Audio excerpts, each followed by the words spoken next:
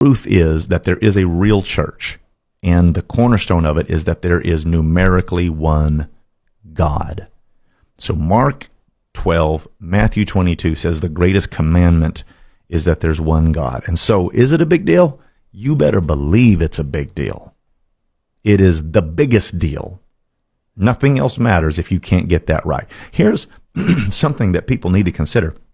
Americans don't know why Muslims get so angry.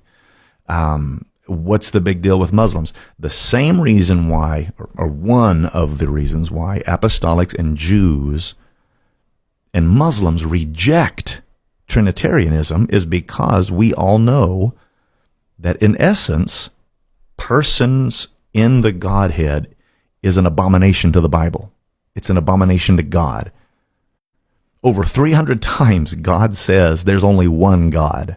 And in a few verses, he'll use plural pronouns that people twist and distort to try to say something that doesn't say. It never says there's a Trinity. It never says there's these persons. But yet, Western, Hellenized, Greco-Roman philosophy shoved this narrative onto the early church.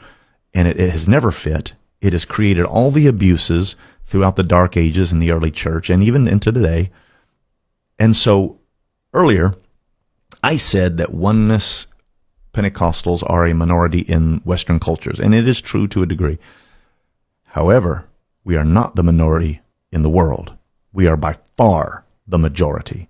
Trinitarian ideology is a very small part of the faith community in that sense, because if you include Jews, Muslims, and oneness believing people, you will find out that most of them believe that there is numerically one God. And as a matter of fact, most Trinitarians, laymen I mean, believe that. If you ask the average guy that's walking down the street that goes to some church somewhere and you say, hey, do you believe that there's three gods? He'll go, no, of course not. There's only one God. And if you speak to a Trinitarian theologian and philosopher, what they'll say to you is, of course we don't believe there's three gods. We believe there's one God. And they'll get angry over the fact that that might be suggested. The problem is the corruption of the word one and the ideology that there's three persons.